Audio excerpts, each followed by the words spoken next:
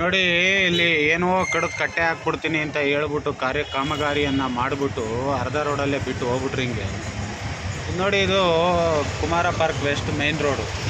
ಮಳೆ ಬಂದುಬಿಟ್ರೆ ಇದು ವೈಟ್ ಟ್ಯಾಪಿಂಗು, ಸಂಪೂರ್ಣವಾದ ನೀರು ಈ ಮುಖಾಂತರವಾಗಿ ಹರಿದು ಬಂದು ಇಲ್ಲಿಗೆ ಸೇರಿಕೊಳ್ಳುತ್ತೆ. ನೀವು ಇಲ್ಲಿ ಎರಡೂ ಬದಿಯಲ್ಲೂ ಕೂಡ ನೋಡ್ಬೋದು, ಎರಡೂ ಬದಿಯಲ್ಲೂ ಕೂಡ ಈ ಥರ ಮಾಡಿ ಬಿಟ್ಟಿದ್ದಾರೆ. ಈ ಮಳೆ ಬರೋಂಥ ಸಂದರ್ಭದಲ್ಲಿ ಶಾಲಾ ವಾಹನದ ಮಕ್ಕಳುಗಳು ಅವರು ಓಡಾಡ್ತಾ ಇರ್ತಾರೆ. ಇಂಥದ್ರೊಳಗಡೆ ಎಲ್ಲಾದರೂ ಬಿದ್ದು ಒಂದು ಕೊಚ್ಕೊಂಡು ಹೋಗೋ ಅಂಥದ್ದು, ಮತ್ತೊಂದು ಅಪಘಾತಗಳು ಏನೋ ಒಂದು ನಡೆದ್ರೆ ಯಾರು ಜವಾಬ್ದಾರಿ ತೊಗೊಳ್ತಾರೆ ಅಂದರೆ ಈ BBMPಯವರು GBNವ್ರು ಏನು ಕೂತ್ಕೊಂಡು ಏನು ಮಾಡ್ತಾರೆ ಅನ್ನೋದೇ ನಮಗೆ ಅರ್ಥ ಆಗ್ತಾಯಿಲ್ಲ ಸರ್. ನೋಡಿ, ಎಲ್ಲಿ ಬೇಕು ಅಲ್ಲೇ ಕಸ, ಏನು ರೋಡು ಇದು ನೋಡಿ ಎಷ್ಟು ಹೆಂಗೆ ಓಡಾಡೋದು ಜನ. ಮಳೆ ಬಂದರೆ ಅಲ್ಲಿ ಗುಂಡಿ ಇದೆ ಅಂತ ಗೊತ್ತಾಗೋದು ಹೆಂಗೆ ಜನಗಳಿಗೆ? ಯಾವುದೇ ಶಾಲಾ ಮಕ್ಕಳುಗಳೇ ಬರ್ಬೋದು, ಮಳೆ ಬರೋಂಥ ಸಂದರ್ಭದಲ್ಲಿ ನೀರು ಹರಿವಿಕೆ ಜಾಸ್ತಿ ಇರ್ತದೆ.